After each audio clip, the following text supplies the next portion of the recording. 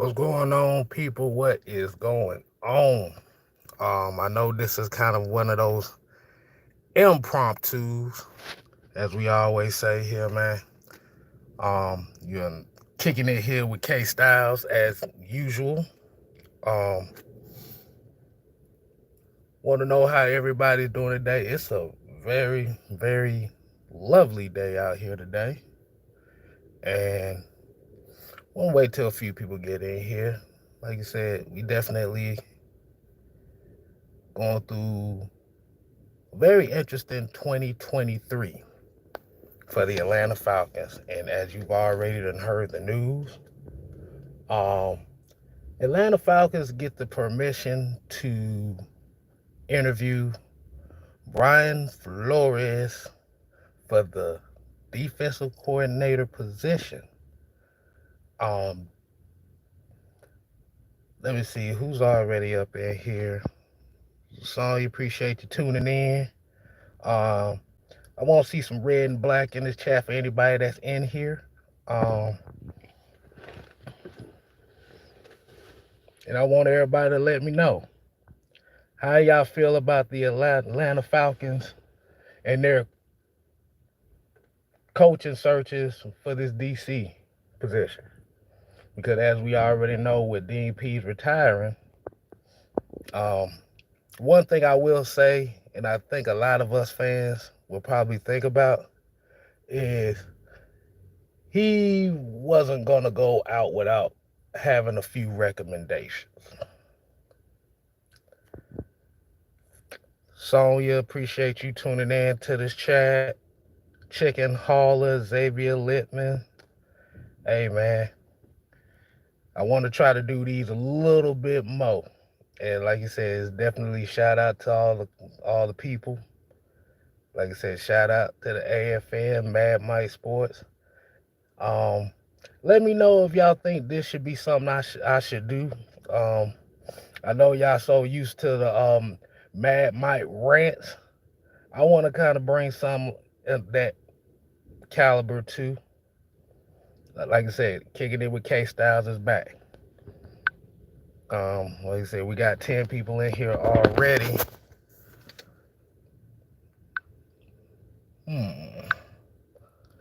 So, as anybody has already done heard the news, Brian Flores is scheduled to interview for the Atlanta Falcons defensive coordinator position. Um, I wouldn't say it comes as a shock, but I think this is just one of those. This is one of those potentials that got a lot of people excited.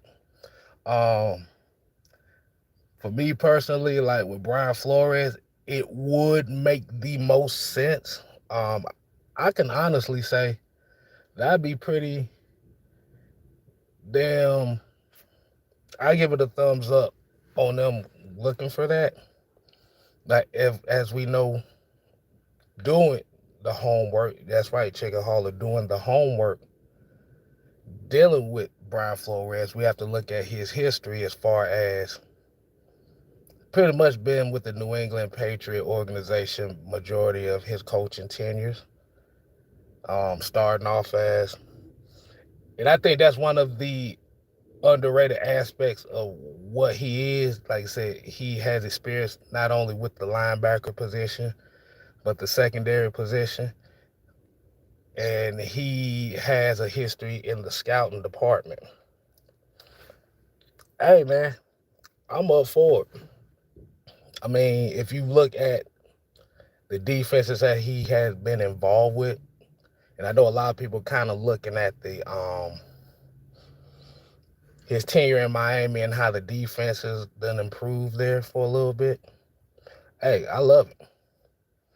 Like I said, they are showing everybody that they're looking for a particular style. And Brian Flores definitely has that particular style that this team needs, especially with the type of players that we do have. One of the major talking points, one of the major aspects of this that we're looking for is the development of the linebackers, not only just the linebackers, but the defensive line. And you have to look at the type of players that the teams that he's been involved with, how they have drafted and how it looks. Man, it could say nothing more than plus up for the Falcons. Now, as us fans, we will be very excited to see this, but it's all going to be dependent upon him on what he wants to do. As it was brought up to a point earlier, as I was speaking with my brothers, shout out to Mad Mike Sports and the Unholy Alliance. Like I said, Brian Flores is definitely one of those guys that is not necessarily well liked amongst the ranks of the higher elites of the NFL. And this is particularly, if it goes down the way it goes down, this will be one of those big FUs to everybody else. But if you look at the necessary players that he has coached and has scouted throughout his tenure in New England, like what I said, you have to look at since he started in 2003. When you think about the Ty Warrens and the Vince Wilforks, like I said, the Chandler Joneses, the Thule Banter Canes, like a lot of these guys that New England is like really like staples on their defense for years of the newer generation, he's helped bring them up. Hey, Michael, what's going on, man? Sonya said, what are your top candidates for DC? Like I said, Brian Flores, Gerard Mayo. What's the dude name from the Broncos that got denied that they denied Evero? Those are kind of like my top three. And definitely, and it's a long process going through, okay, what are we going to be expecting here? Michael, what's going on, man? Southside 12. Let me know how y'all feel about the Falcons and their searches for coaches right now. I know another name that we seeing that's getting thrown around here is, I know a lot of people saw the playoff game last night, so people are already talking about Brandon Staley. His job is on the damn line over there. So we seeing another talking point of they will be willing to bring him here as well. Which I say is too early. But yeah, the guy from the Saints, whether Ryan Nielsen, like I said, just look at the type of guy. They're getting guys, they're interviewing guys that I ain't gonna say are fully responsible, but play parts in defenses in defenses that specialize in domination in the front seven. And what has been the Falcons' main issues as far as the defense the last few years has been within that front seven, whether it's been getting pressure on the quarterback, getting sacks, using that to lead to turnovers. And Dean Pease built a foundation for this team for the future. Like I said, you just need somebody to add a little something into it. You need a little bit more into it. And hey, man, I like it. D Sloan, what's going on, man? Said, which direction do you think the Falcons will go in the first round of the draft? That's gonna be a tough one right there. At that A spot. I'll give you a little bit too much information here, but with that first spot, Uh, if we look at what Arthur Smith and we looking at where this organization is, where they're saying their main focus is going to be, is within the interior pressure situations and pass rush. Like I said, I could definitely see a situation where they would trade back. Not too far back, but just far back enough to where they can get a few more picks. Um, like you said, Tyree Wilson, Brian Breesy. Um, hell, like I said, this may be a reach right here, but if they trade back, I could see a first round pick going to a guy like a Nolan Smith. We don't know. Like I said, we don't know. It's all gonna be depending on this free agency, because that's the other thing that we're gonna be looking for as Falcon fans, is where this free agency is gonna go to. Hold on, y'all. Let me go ahead and sip my little water right quick.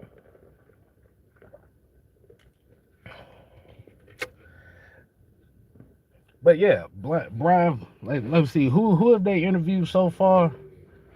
Brian Flores, Ryan Nielsen. We'll do Gray from the Packers. Yeah. You notice all of them have the defensive mindset of that hybrid 3-4 type of mindset and the type of defense that they like to coach. This is what the players that we have on defense is built for. So for a lot of folks that's looking for defensive coordinators that specialize in the 4-3, you might well go ahead and open another book, because that don't look like that's gonna happen no time soon over here. But back to the subject at hand with Brian Flores. If you pay attention to those defenses that he's been a part of, it's like the Falcons defense already has an attitude. But if you look at a lot of those defensive players, it's a different attitude, mindset that these guys have. Like I said, it's all pressure based. And for me personally, I think they're gonna go all out on this one. Like I said, I'm not gonna be on here too long. I'm still trying to get used to this this live format here. So y'all so like I said, y'all definitely let me know if y'all want to see more of these kicking it with K-style segments here. Devon, what's going on, man? And like I said, I know as Falcon fans, I know we sitting here watching playoff football right now. The last I didn't check, Dolphins look like absolute dog water right now. I think everybody kind of expected that matchup to be. But hey, man, I love it. Ain't nothing really more I can say. Like I said, I love it. Like I said, it makes. I say it like this. It makes. It's 17. It's tied 17 now. Good Lord. Good God. Okay, that caught me off guard.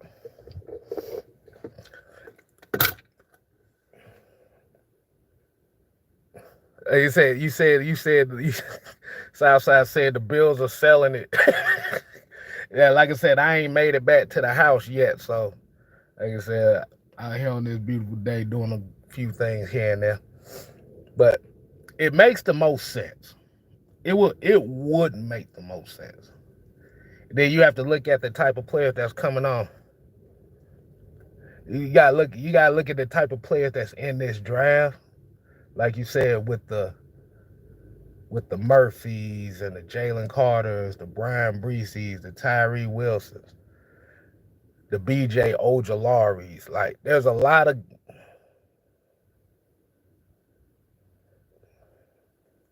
like I said, it's a lot of these hybrid explosive guys on defense that you really can't miss on. in this first round. This is why I believe they will go. They will. I guess we could say finally go defense with the first pick this year. I think this will be the first time the Falcons could possibly go defense in the first pick since AJ Terrell. You said, hold on. Let me go and bring that back up. Big Ant, what's going on? John Higgins. Xavier Littman, any update on the Georgia player that lost his life in a car crash after the game? So I haven't read all the way through it, but from what they were saying, it may have possibly been some drunk driving involved.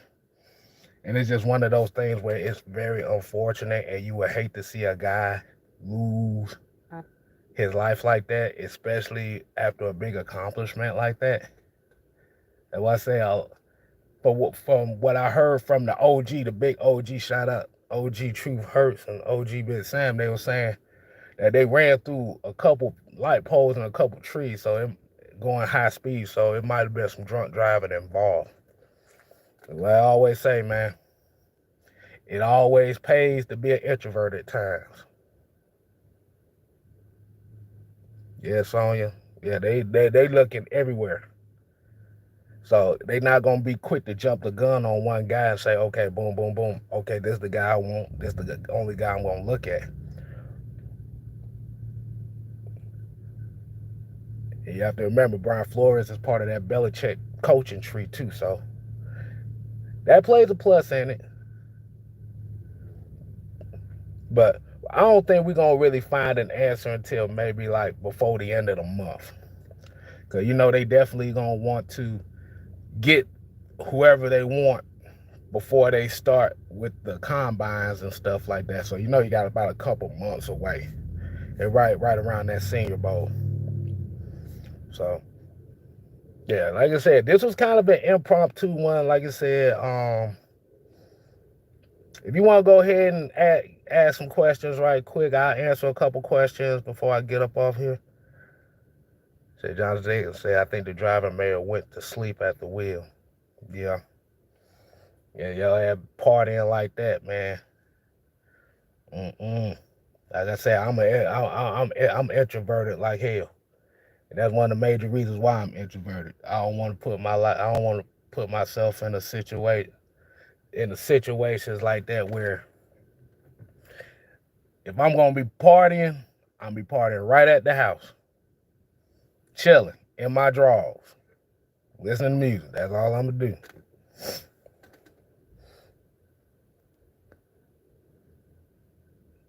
Let's see what we got. Higgins said, yeah, I like the interview with the Dolphins coach himself, or ex-Dolphins coach, whatever the hell he is. Bob, what the hell is you laughing at, bro? I am introverted. Hey, man, shoot. What you got on my 40 home? Shit. What I got? Shit, I'm looking for my own damn 40. I don't know what the hell I got on your 40.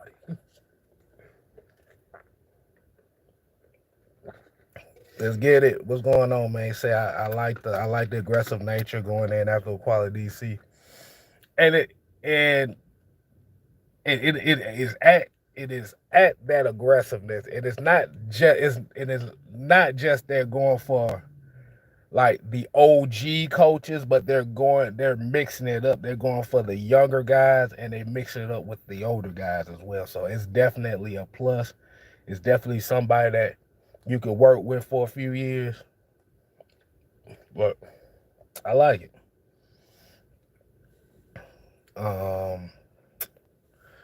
Let's see. I did that. That's why I brought that up myself. They only have one pick. You can have more than one. And make sure your ass chilling at the house if you're gonna do it. And if you ain't gonna be chilling at the house, you better either have a designated driver or your ass better be having an Uber on standby. So if we ain't got any more questions, man, try to improve on this. Try to improve on these impromptus like this a little bit more. I think I was just lazy. I ain't feel like making no damn video, so I said I'm gonna just go ahead and go live and had this conversation with y'all, man. So like I said, y'all definitely leave your comments. leave comments and under the video, leave your questions and stuff like that, and we can go ahead and build. As Ed said, either you have a designated driver or know your damn limit. Yeah, you right. Know your damn limit. This is a life lesson for the young folk that may be watching. Nah, dude. Know your damn limit. Well, Rock say, know your role and shut your mouth. Yeah, know your limit and put the motherfucking beer down. So, thought I'd get on for a few minutes. Like I said, it wasn't gonna be too long. And we like I said, y'all just make sure y'all leave y'all questions. Let's see, Xavier Lippman said, I love the fact that this new combo coaches GM understand the importance of aspect of this team. They understand they have to nail. Yes, because you have to build the right type of squad.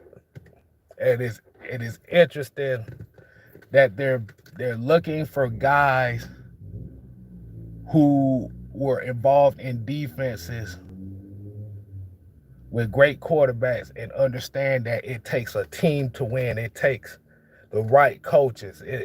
Like I said, we can talk about, well, you got to have this type of player, you got to have that type of player, you got to have this elite status at the quarterback position or whatnot. Like I said, you can have a great offense, but you got to have a good defense. You got to have a capable defense as well. Because, like I said, the offense can only take you so far in a regular season. You got to have a defense. And the Falcons' defense has shown, and if y'all paid attention to how the Falcons defense, yes, it's not the best defense. It may be considered a bottom tier defense. But in the second half, a majority of these games this year, that defense gave up on average of less than 10 points in the second half. Said Styles, are you a believer in Arthur Smith as a head coach? Yes, I am. Yes, I am. And the reason why I say that is if you look at what he's had to deal with as far as the team itself and all the scrutiny that came behind it with Julio getting traded, then you got Calvin Ridley quitting in the middle of the season, then you had to trade Matt Ryan, you traded Deion Jones. Let me see, who else was out of here? Then you had to look at this year with Kyle Pitts going down midway through the season. It's like I said, he's going through a lot of adversity as far as a coach. Is there some play calls that you could say, well, he could have did better at that? You could say that about any coach. But when you are brought into a team that has a dead cap situation like that came off a 4-12 season, you brought them out of 7 wins with your top 2 receivers were no longer there. Remember, Julio wanted out, Calvin Ridley quit. Well, Calvin Ridley quit after 5 games.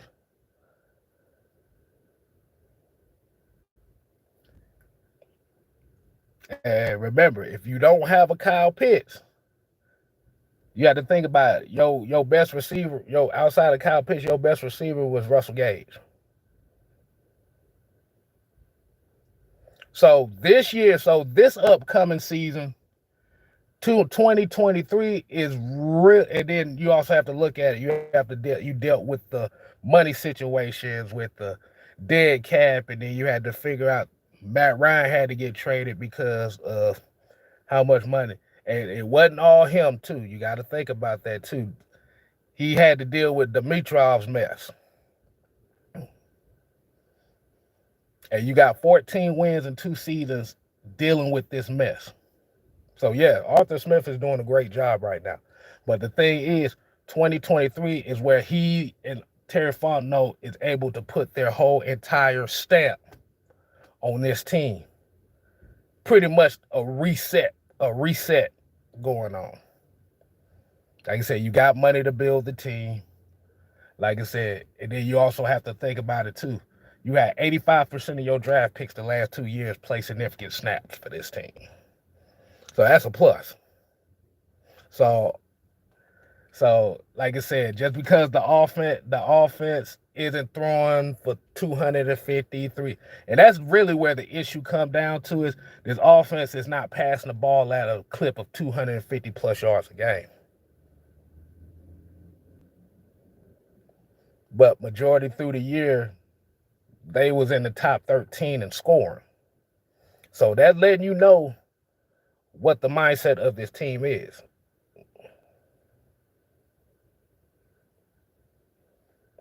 He said, I'm not a believer in him personally. His play call and lack of creativity on offensive side of the ball, generate big plays.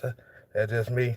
I mean, that's the, and then, like I said, that's the thing. It, like I said, it just comes down to it. I'm gonna put it in a way to kind of simplify it as what you just said about it, GA. It bores you. Like I said, this ain't really calling you out, but this is kind of like a thing that I see. It bores people because there's not a lot of big plays involved. It's very methodical. It's a methodical offense. Like I said, it's led by its running game. And this is something that we haven't seen as Falcon fans really since 2000. I would say 2016 because we was top 5 in rushing that year.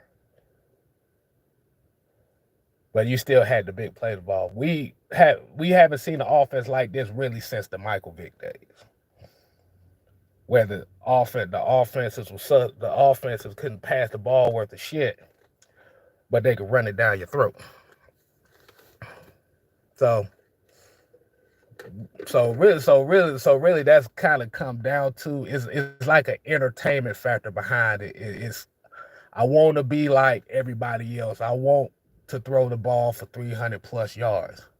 I want, but before I get off of here, I'm gonna just put this a thought. We had an offense that threw the ball 250, 300 times, 300 yards a game. We've had it for years, but we couldn't run the ball, and our defense was suspect.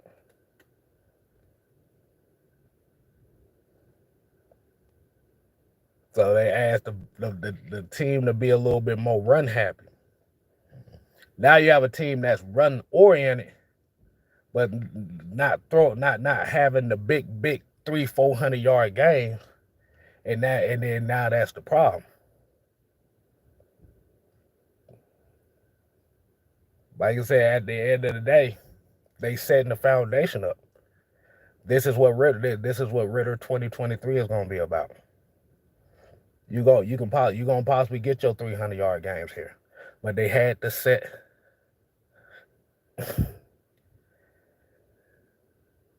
Dean Marlowe had oh Lord have mercy. But yeah, we just have to get out of this notion that 300, 400-yard games is the only way the offense is gonna win games in this league. We just saw we just saw it last night. The Chargers was up 27-0.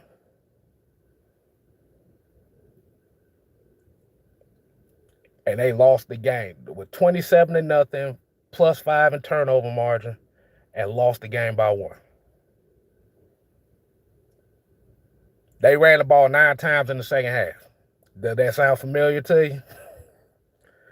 So I just wanted to get on real quick. Kind of hot as hell in here.